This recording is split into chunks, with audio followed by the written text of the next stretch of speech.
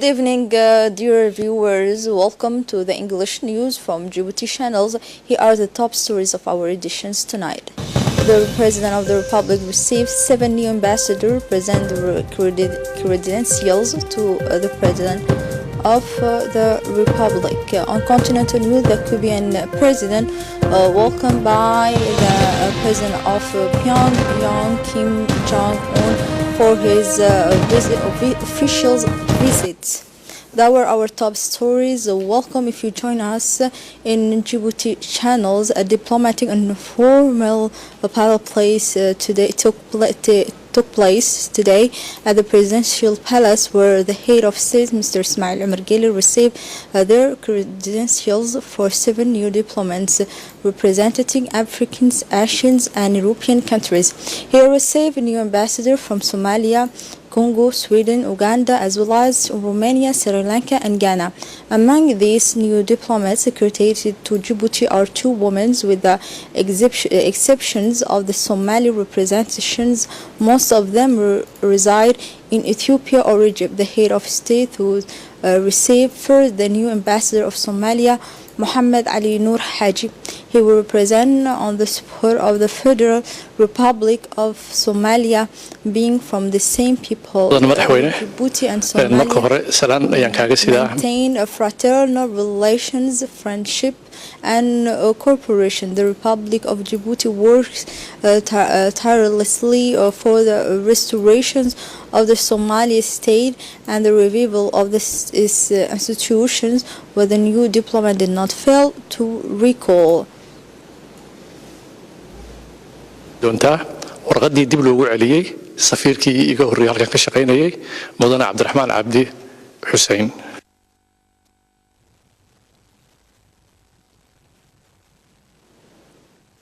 That the president discussed with the new ambassador of Somalia the different field and corporations between the 2 fraternal brothers countries.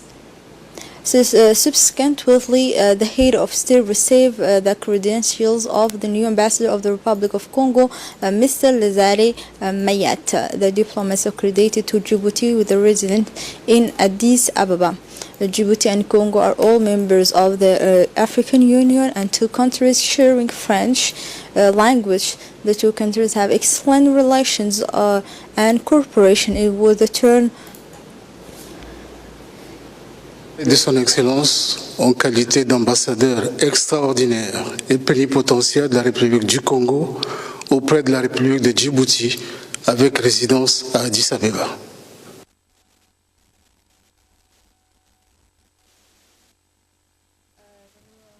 Ambassadors of Congo stress the importance to maintain and reinforce the relationship between Djibouti and Congo. And after that, with the turn of the new Swedish ambassador to be received by the head of state, His Excellency Mr. Ismail Omar Guelleh. The Swedish ambassador to Djibouti is Torbjörn. His chancellor being at Addis Ababa. As much as Djibouti, Sweden plays an important role on the international scene for the resolutions of conflict and the rapprochement of people. The Kingdom of Sweden is a northern European country located in the Scandinavian peninsula. It has a border with Norway to the west and a border with Finland to the northwest. Populated by more than 10 million inhabitants, the country has Stockholm as its capital. The official language Swedish, and the currency is the Swedish krona. It was then the turn of Uganda's new ambassador, Among Otengo, to hand over her credentials to the President Guelleh. Uganda and Djibouti maintain excellent relations of friendship and cooperation as African countries, member of African Union and IGAD, coordinate actions to resolve regional conflict, including in South Sudan and Somalia. Lira is the 3rd largest city in Uganda, with a population of 8,872 people. It's the commercial and administrative centers of considered part of Great Lake Africa. It's surrounded by the Democratic Republic of Congo, Kenya, Rwanda, and South Sudan, as well as Tanzania. The south of the country encompasses a large part of Lake Victoria. Uganda derives its name from the former kingdom of Buganda, which once covered the southernmost region, including the capital Kampala.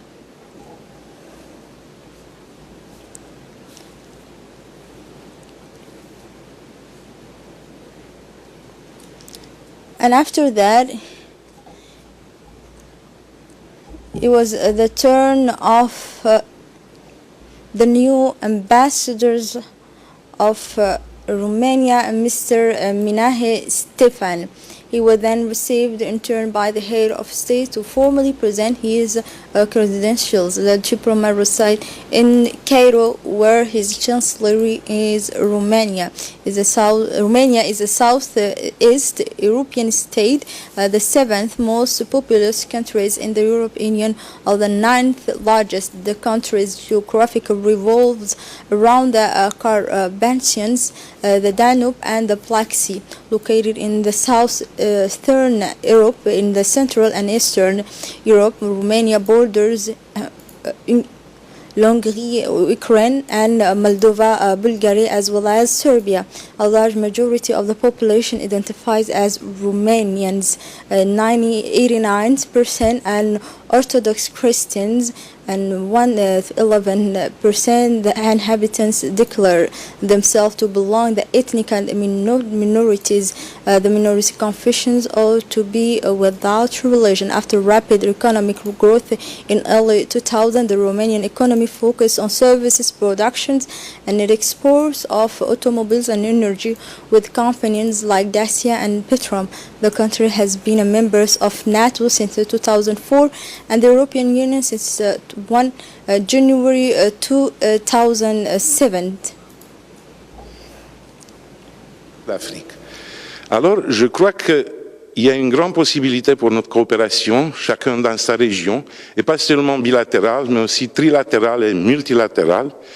Donc, je compte beaucoup sur l'appui de votre Excellence et du gouvernement de votre Excellence pour me soutenir dans mes efforts de promouvoir ces relations avec mon collègue. Relationship between Djibouti and Romania in many fields.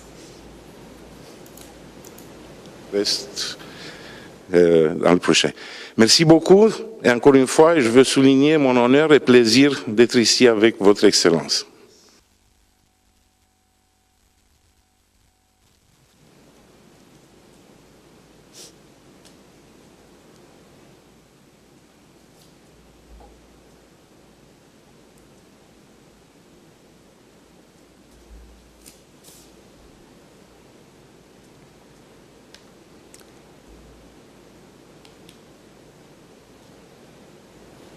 The sixth ambassador to be introduced to the leader during the diplomatic being the new ambassador of Sri Lanka, Mr. Dzanyika.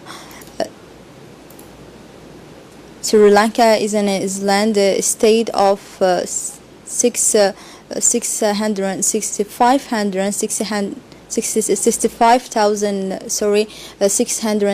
kilometers square of the Indian subcontinent, located in the south from India and populated about 22 million people.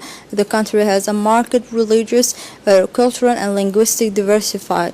Sri Lanka has two official languages recognized by the country's constitution in equal parts, Sinhalese and Tamil. The Department of Orthopedic Surgery is undertaking a real feat at the Biltmore General Hospital, specialized in the management of patients suffering from trauma or various conditions. The orthopedic Dr. Mustafa and his team carries out everyday extensive invention in his area, including the implementation of partial or total prostheses in different parts of the joint. Excellency, once again. During Thank you. during his letters of after he present his credential, he discussed with the president the different field and the different area the two countries could be working on. After that, and finally, the last diplomat to have been introduced to the head of state, his credentials was the new ambassador of Ghana, Mrs. Amma Adoma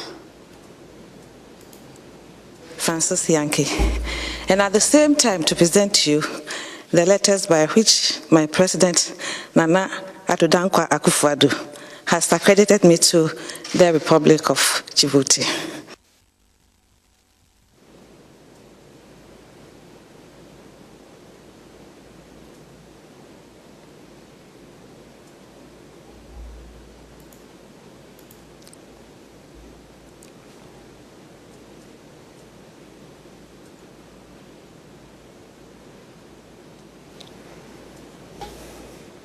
And after that, the President of the Republic, His Excellency Mr. Ismail Omar Guelleh, received today at the Presidential Palace the Director General of the Arab Organizations for Education, Science and Culture, Dr. Saud Hilal Al-Harbi.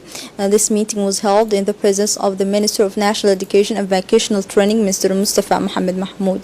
The President of the Republic welcomed the Director General of LESCO, stressing the importance of his visit to the Republic of Djibouti in order to strengthen the existing cooperations between the two parties, particularly in the fields of education, science and culture.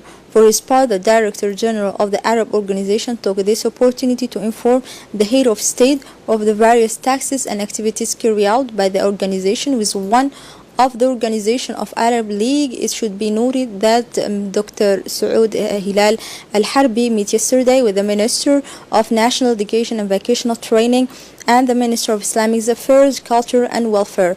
In an interview with the national channel, the Director General of the Arab Organization for Education, Science and Culture expressed his thanks and gratitude and welcome to the President of the warm that he were received. He and his delegation, Dr. Saud, stressed that his visit to the Republic of Djibouti was the first of its kind. It's part of the organization's effort to promote the presence of the Arab languages in Djibouti. He said discussions with the President of the Republic focused on ways to develop relations between the Republic of Djibouti and the Arabic League educational, scientific and cultural organizations. The National Human Rights Commission held a training workshop in the National Assembly for the representatives of the people. The training workshop of the CNDH is chaired by the Vice President of the National Assembly, Mr. Elmi Obsiye Wais. The aim is to consolidate achievements in the field of promotion of human rights and addressing particularly the new contemporary challenges that we must understand in the light of the legal texts. The President of the National Commission on Human Rights, Mrs. Sulaiman Omar Udin, welcomed the representatives of the United Nations Regional Office of East Africa, Mr. Idrissa Umar, for the launch of the workshop for the parliamentarians. Also present were parliamentarians and the United Nations delegations for human rights. Under the partnership of the Secretary of State of Social Affairs, Excellency Mrs. Muna Usman Aden, the Minister of Labor, Employment and Reform, Mr. Hassan Idris Samri, and the Minister Delegated for Decentralization, Mr. Hamadou Mohamed Aramis, Djiboutian Agency for Social Development, organized this Sunday as part of the World Bank funded regional project, a field visit to see the progress of project work in the village of Holhol. In Holhol, the delegation was welcomed by the prefect of the region, Mohamed Wabri Assowe, as well as the parliamentarians. At the time arrived, they made a stop at the college, in which they found little work to achievement in the frame project, including the handover of some equipment and the construction of additional rooms. Delegations was welcomed to the sub-prefecture of the village of Hohol. A big ceremony was organized, as well as full song and dance together pronounced speech at the end of the event. Mosquito nets and anti-heat have been distributed. The whole village visit is continued to see the progress of the World Bank financed electricity grid. The Corps of Auditors has organized this month a ceremony of briefing, and the civil clerk and the director of the Corps of Auditors, the author hearing this ceremony was presided by the first president of the NIC of the government, Mrs. Ismahan Mahmoud Ibrahim. In her presence, Attorney General Mr. Michel Ahmed, the first president of the Corps of Auditors, has declared that the ceremony of this civil clerk and administration were synonymous with a new hope and a new breath. This translated the resumptions of the activity of the court to restore again among the public institutions of our country. And now let's move on continental news. Dozens of students kidnapped by an armed commando at the Presbyterian Secondary School, a college located in the city of Bamenda, chief town of the English-speaking region of the Northwest in the country. For more details, let's follow this report. Cameroon's military say on Monday more than 8 people, mostly children, were kidnapped from a school in the city of Bamenda and located in the Anglophone Northwest region. No one immediately claimed responsibility for the education in the English-speaking region, where separatists are fighting to form a breakaway state. The separatists have imposed a curfew and closed down schools as part of their protest against President Paul Biya's French-speaking government. North Korea leaders Kim Jong-un and Cuba's president both at the move to get out of the U.S. economic sanctions. North Korea state media report Monday that in Asia and was in first international tour since assuming office in April arrived in Pyongyang with his wife on Sunday.